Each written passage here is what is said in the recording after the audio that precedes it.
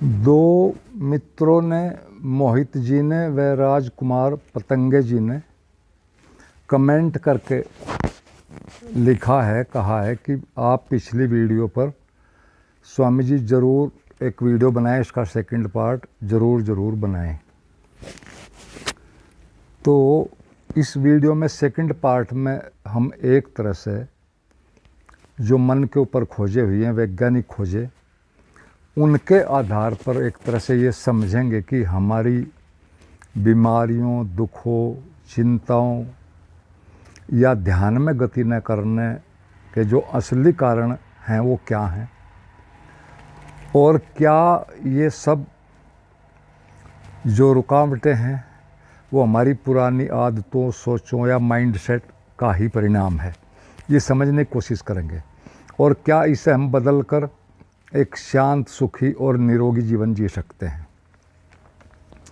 तो इस विषय में हमारे ऋषि ने जो बातें कही हैं, बहुत पहले से ही हमारे अध्यात्म में हैं वो बातें। वो हमेशा कहते रहे हैं कि हमारा जीवन हमारी सोचों का ही परिणाम है। इसे वो दूसरे ढंग से कहते थे, यथा दृष्टि तथा सृष्टि का एक सिद्धांत देते थे समझाने के लिए। लेकिन विज्ञान ने काफ़ी समय तक इसे बिल्कुल सही नहीं माना।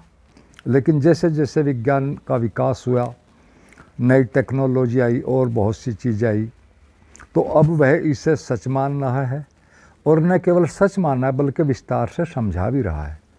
विज्ञान कहता है कि हमारा जीवन, हमारा मानसिक शारीरिक स्वास्थ्य, वह सभी कुछ हमारी भावनाओं, विचारों और उनकी बारंबारता का ही परिणाम है, और इसके अलावा कुछ भी नहीं है। डॉक्टर डिस्पेंजा ने इस पर बहुत कार्य किया है, और ये सिद्ध किया है, ये सिद्ध कर दिया है साइंटिफिकली कि आप अपने सभी रोगों को खुद ही ठीक कर सकते हैं। और इसके बहुत से प्रयोग किए और उनके एक तरह से सारे परिणाम भी प्रकाशित किए, और पूरे जीवन की चाबी उनका कहना है कि आपके हाथ में है। और इस सब को समझने से पहले, उनका कहना है कि इस सब को समझने से पहले हमें अपने सबसे बड़े दुश्मन को, जो कि हमारे भीतर है, उसे पूरी तरह से समझना होगा। और वो दुश्मन क्या है? हमारे अतीत के विचार, भावनाएं और उनके कारण पैदा होने वाले केमिकल्स या कहो रसायन, हार्मोन्स, जो कि हमारे शरीर और उसके सेल्स को एक तरह से उनकी लत पड़ गई है। बार बार हम उनको करते हैं, लंबे समय से कर रहे हैं, तो हमारे शरीर को, हमारी सेल्स को, बॉडी की एक एक को उनकी आदत पड़ गई है। जैसे कि कार्टिसोल है जो निगेटिव थिंकिंग में होता है, चिंता में, तनाव में, डिप्रेशन में। एड्रेनलिन है, क्रोध में होता है पैदा। और इन सब की हमारी सेल्स को आदत पड़ गई है। ठीक ऐसे ही समझने के लिए, जैसे कोई आदमी लंबे समय तक शराब पीता है, कोई दूसरी कुछ चरस वगैरह, अफीम या और दूसरे जो भी इस तरह के ड्रग्स हैं उनका सेवन करता है, नशों का सेवन करता है, धूम्रपान करता है, तो वो इतना आदी हो जाता है कि छोड़ना उसके बस से बाहर हो जाता है, भले ही उसकी जान भी चली जाए। ठीक यही हमारी सेल्स को आदत पड़ी हुई है, हमारी बॉडी की। इन हार्मोन्स को निगेटिव थिंकिंग से जो निकलते हैं और हमें नुकसान पहुंचाते हैं बाद में बहुत ज़्यादा, इनकी आदत पड़ी हुई है, लेकिन हमें इसके बारे में कुछ पता नहीं। मनोविज्ञान कहता है कि इंसान अपने दिमाग का सिर्फ थोड़ा सा हिस्सा ही एक तरह से समझ पाता है। बाकी का सब उसकी आदतों, दर्दों और दबे हुए एहसासों में छुपा रहता है। यानी बहुत थोड़े से कोई समझ पाता है, बाकी जो हमारे दर्द, एहसास, अधूरी चीज़ें, दुख, वो अंदर छुपे, उनका हमें पता भी नहीं चलता। और अक्सर हमें ऐसा लगता है कि जनरली हम सबको ऐसा लगता है कि हम खुद को जानते हैं, लेकिन सच ये है कि हमारा दिमाग हमें उन चीज़ों से जो कि रियल हैं, जो जानने की हैं, जो दुख के कारण हैं, उनसे हमें हमेशा दूरी रखता है, जिनसे कि हम एक तरह से टूट सकते हैं। यानी वो हमारी अपने ढंग से तो सेफ्टी कर रहा है, लेकिन हम बार बार उन्हीं में घूमते रहेंगे। यानी नया कुछ भी जो पुराने के विपरीत है, भले ही वो हमारे लिए ठीक भी हो, वो उसको सीखने नहीं देता, उसकी तरफ जाने नहीं देता। और इसी कारण से होता क्या है, हम बार बार देखते हैं कि हमें वही चेहरे, वही चीज़ें, वही यादें, वही बातें घूम घूम कर सताती रहती हैं। नेगेटिव चीज़ें जिन्हें कि हम ख़त्म करना चाहते हैं और चाहते हैं कि वो हमसे दूर ही रहें, वो चीज़ें, वो थाट्स, वो इमोशंस, लेकिन बार बार वही आती रहती हैं, क्योंकि दिमाग उनसे अलग जाने ही नहीं देता। दिमाग उन्हीं चीज़ों को बार बार याद दिलाता है जिनसे हमारी पर्सनैलिटी बनी हुई है, यानी हमारा अतीत बना हुआ है। और ठीक एक कंप्यूटर की भांति वही दिखाता रहता है। उसकी बेसिक नेचर भी कंप्यूटर जैसी है कि जो उसमें फीड को भरा हुआ है वो उसे ही दिखाता रहता है। इसी कारण से, इस फीडिंग के कारण ही कुछ लोग इसी के कारण बहुत जल्दी भरोसा कर लेते हैं दूसरों पर। कुछ लोग बहुत ज़्यादा सोचते रहते हैं, कुछ लोगों को दुखी होने की आदत हो जाती है, कुछ खुद को गलती समझते रहते हैं। तो ये इस तरह की सारी चीज़ें जो हैं, हमारा ये पास्ट का एक तरह से फीडिंग है हमारे दिमाग में, पुराना माइंड सेट है। और हमें हर हाल में एक तरह से ये मानना ही होगा, ये समझना ही होगा कि ये जो सारा का सारा हमारा पुराना माइंड सेट है, इसको, इसकी कार्य प्रणाली को, दिमाग को जितना हम समझेंगे उतना ही खुद को मजबूत बना पाएंगे, खुद को विकसित कर पाएंगे। और ये सारा सिर्फ सेल्फ ऑब्जर्वेशन से ही होता है, यानी स्वयं का निरीक्षण।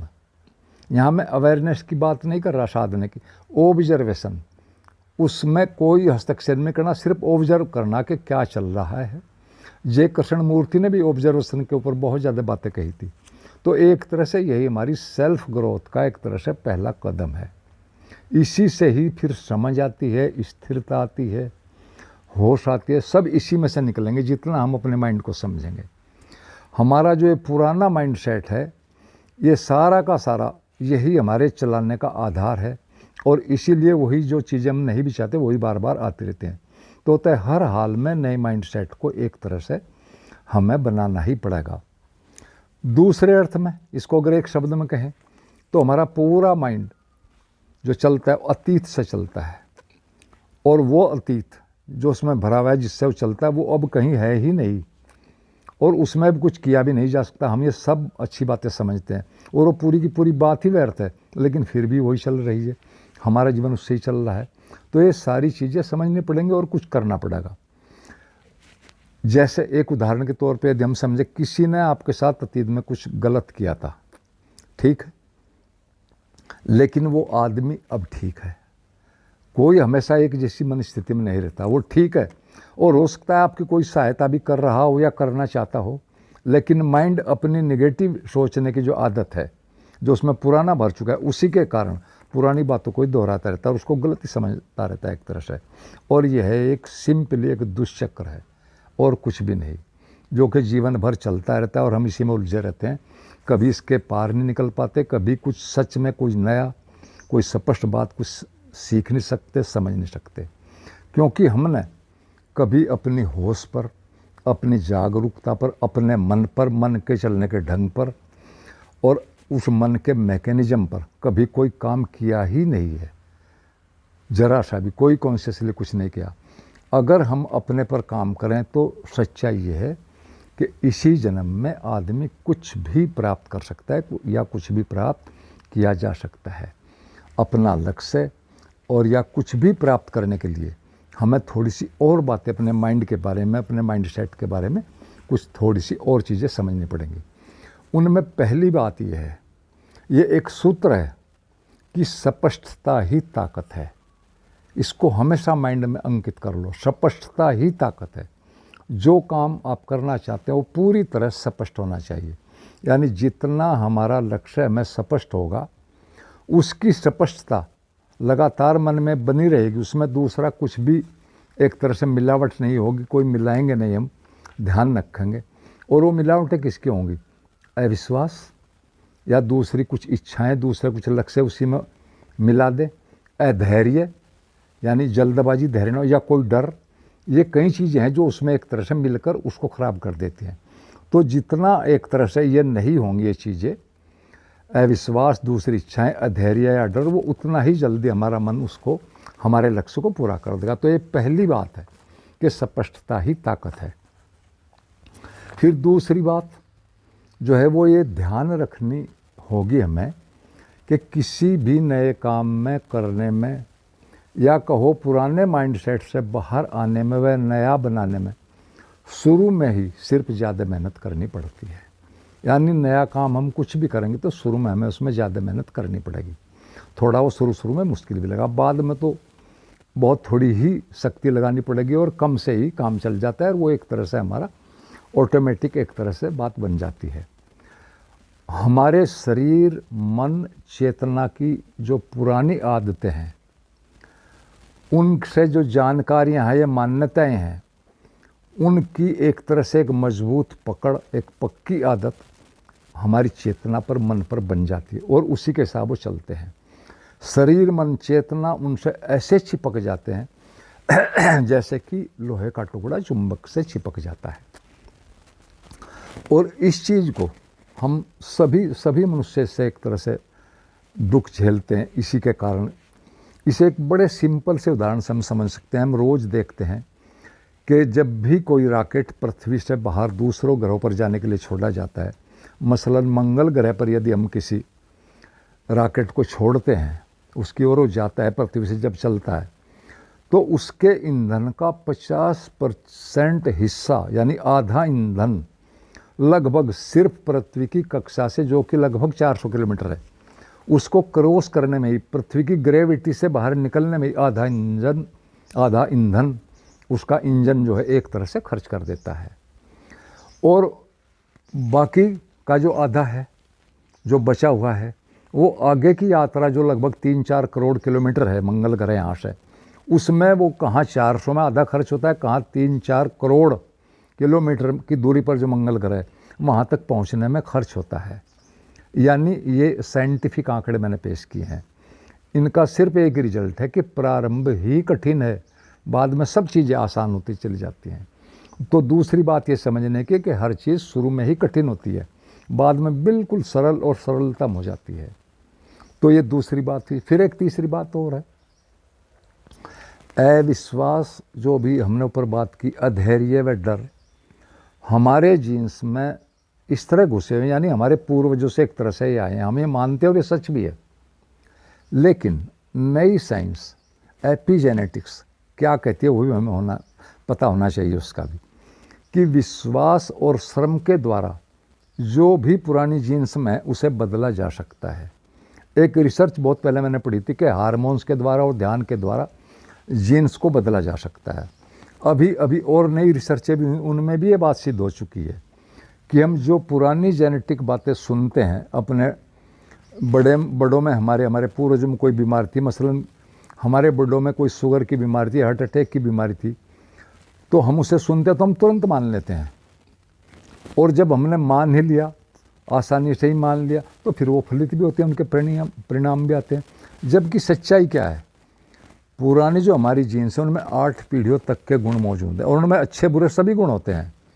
यदि हम उन पर काम करें, अपना नया कोई लक्ष्य लेकर, अच्छा कोई लक्ष्य लेकर, अच्छा कोई काम लेकर, तो जो पुराने जीन्स वहाँ अच्छे वाले हैं उन पर प्रैक्टिस करें, काम करें लगातार, तो वो भी एक्टिवेट हो जाते हैं और फिर वो भी सहयोग करने लग जाते हैं।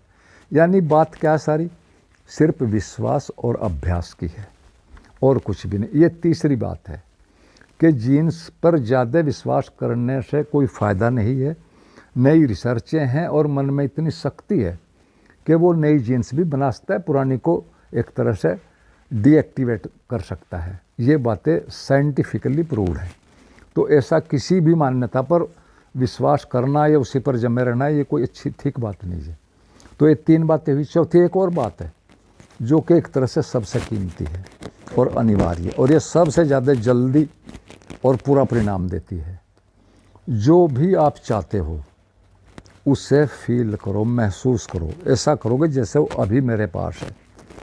हालांकि शुरू में मन बुद्धि इस पर तर्क देगा कि ये नहीं है, कैसे करूँ जब है ही नहीं, हो भी नहीं सकता, ये शुरू में करेगा। लेकिन यदि आप बार बार इसको करते रहे तो एक क्षण ऐसा आता है कि मन शांत होने लगता है और सहयोग करने लगता है और फिर इसे मान लेता है। कारण उसका सिर्फ एक ही है कि अस्तित्व जो है जिससे हम बने हैं, जिसके हम एक छोटे से पार्ट हैं, वो शब्द नहीं सुनता। वो एक तरह से जो हमारे मन में शब्द हैं, उनसे जो एनर्जी हमारा शरीर और हमारा मन छोड़ता है, उस एनर्जी की क्वालिटी क्या है, उस एनर्जी को समझता है। और एनर्जी भाव से पैदा होती है, ज़्यादा सघनता फीलिंग करने से, भाव करने से होती है। तो जो भी इच्छा है यदि वो भावपूर्ण की जाएगी, तो जो एनर्जी रिलीज होगी हमारे शरीर से, मन से, अस्तित्व उसको तुरंत समझेगा और उसका रेस्पॉन्स देगा, यानी उसको पूरा करेगा। तो ये चौथी बात है, चारों जो मैंने चीज़ें बताई, ये एक तरह से हमारे मन से काम लेने का, अपना लक्ष्य पूरा करने का, ये आधारभूत चीज़ें हैं। इनको आप बार बार सुनो, प्रैक्टिस करो, अपने मन में इनको एक तरह से रजिस्टर कर लेनी चाहिए, चाहे वो साधक है या कोई भौतिक जगत का हमारा लक्ष्य है। तो आप लोगों ने सुना, बहुत बहुत धन्यवाद। और अंत में सभी मित्रों को मेरा प्रणाम।